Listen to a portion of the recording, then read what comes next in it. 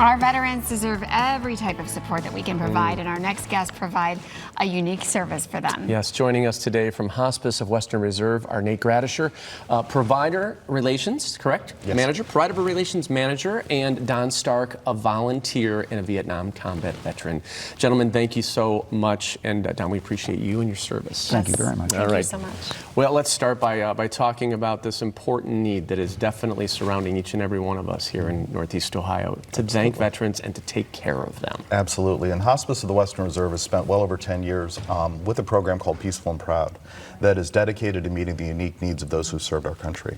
What we found is those who served our country, be it World War II, Vietnam, Korea, peacetime, Cold War, post 9/11, military service definitely paints a person's life. And the ability to meet people where they are and take into consideration their service, especially when they're facing serious illness or perhaps end of life, is vitally important for the work that we do, and it's vitally important to the veterans that we care for. It's Such wonderful. a blessing what It you really do. is. It is. So it's really about finding peace. Absolutely, absolutely. And one of the ways that we really try to do that is through specialized training for our staff. We really try to train the staff to understand things like trauma-informed care, post-traumatic stress disorder, post-traumatic stress in general.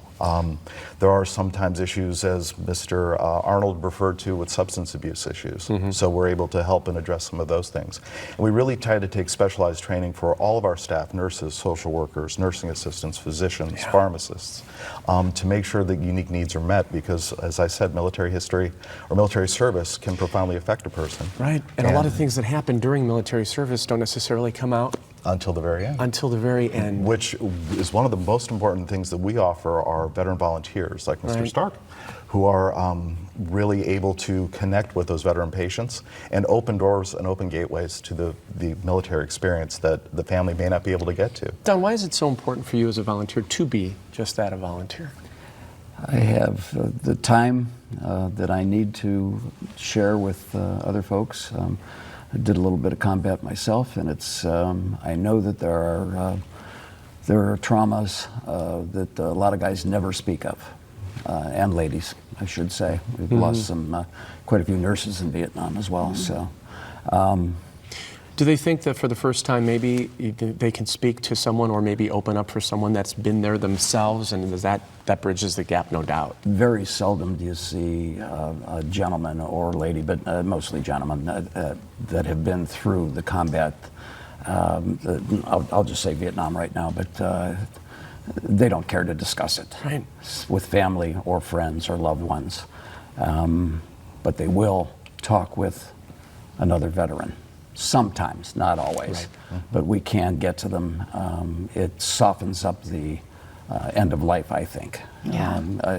To bring some say, closure before. I'm proud to say I can sit at the side of the bed. We do two things. We do some veteran recognitions, but we also do some companionship with folks. And I'm proud to say that I held a number of hands near the end of life. And it's like these guys... well, thank you for that service as well. Well, it's so rewarding, I can't tell you. So. Wow. No doubt. We want to get to these veteran pinnings. Okay. Can you talk about that a little bit? Absolutely. We find veteran pinnings is what they've been called for a very long time. And what we're trying to do is transition them over into veteran recognitions, because what we want to do is we meet the veteran, we learn about their service, we incorporate their service into a very specialized, very personalized ceremony, so that when we can get that dialogue with the veteran volunteer like Don, and then maybe open the door to the family to hear that mom was a hero, that dad was a hero. Because sometimes, it isn't just people assume the terrible things that happened in war that people don't talk about, but there's so much pride, there's so much dignity in service that people don't necessarily want to talk about all the great things they accomplished as well. They don't want to brag about their service. And so we're able to use those veteran recognition ceremonies to really establish a rapport, establish a relationship, and most importantly, especially for those who served in Vietnam, served in Korea, and even those who are coming home from conflicts and wars now, they weren't welcomed home. And if we can make sure that we're welcoming home the veterans, all conflicts, World War II and beyond, the ceremony, that's vitally, vitally important. The recognition ceremony takes place Tuesday, October 29th at of course, the LCCC. And you can call 216-430-0955 to register. Yeah, today's the last day, so if you're interested, please do.